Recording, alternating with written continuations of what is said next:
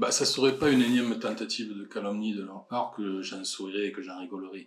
Mais compte tenu des effets que cela prend, je suis obligé de réagir et de répondre et que bien évidemment de m'inscrire en faux par rapport à tout ce qui s'est écrit et ce qui s'est dit. Et ça n'honore pas d'ailleurs ces auteurs que de maintenir par exemple des commentaires qui stipulent que ce sont les agents municipaux qui distribuent le duo de la tour ou les documents de la commune. Ça a toujours été, en tout cas depuis 2018, les élus qui le font d'une façon bénévole le samedi après-midi, le dimanche sur leur temps de loisirs. Et je peux vous assurer que cette fois encore, ça a été les élus et non pas les agents qui l'ont distribué. Quant à ma lettre de candidature, j'ai la facture de l'imprimeur, je peux la montrer à qui le souhaite. Vous savez, on connaît un petit peu la technique, c'est ma 4e campagne des les campagnes politiques depuis 2018, c'était la 3e des municipales et celle des cantonales en 2022. Et je sais très bien quelles sont les règles et comment voudriez-vous que je fasse des entorses au règlement. En plus, ça ne correspond pas du tout à notre déontologie. Donc c'est assez risible, mais en même temps, je suis assez amer parce que ce sont des attaques basses qui, encore une fois, je le redis, n'honorent pas leurs auteurs. Je tiens également à rajouter que la loi est simple et d'ailleurs évidente. Il suffit que le candidat utilise son argent ou l'argent de son équipe pour pouvoir payer sa communication de candidat. Et l'argent public ne doit pas servir à la promotion d'un candidat. Donc ce que nous avons fait, d'un côté le duo de la tour, le calendrier, les vœux du maire ont été payés, financés par la commune de Marmentane. De l'autre, la lettre de candidature a été payée par le candidat.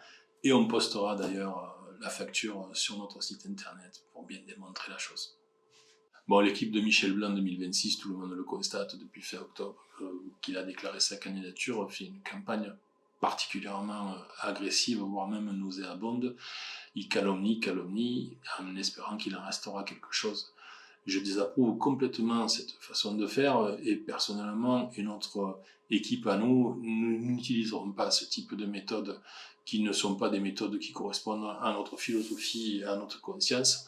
Donc j'ai fait un certain nombre de vidéos pour répondre aux mensonges, et je maintiens qu'il s'agit de mensonges, de certaines affirmations de l'équipe Michel Blanc en 2026.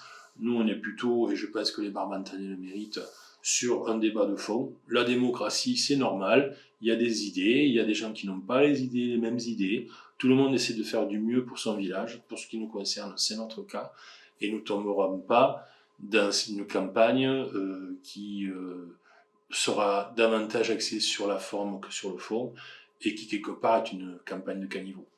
Voilà, nous avons fait quelques petites vidéos pour mettre les points sur les i par rapport à cette campagne qui a très très mal démarré de l'autre côté et on était obligé d'y réagir. Mais Noël va bientôt arriver et j'espère que le climat va s'apaiser et que nous allons tous pouvoir passer dans nos familles respectives de belles fêtes de Noël. En tout cas, c'est des fêtes de Noël que je vous souhaite les plus jolies, les plus humaines que possible.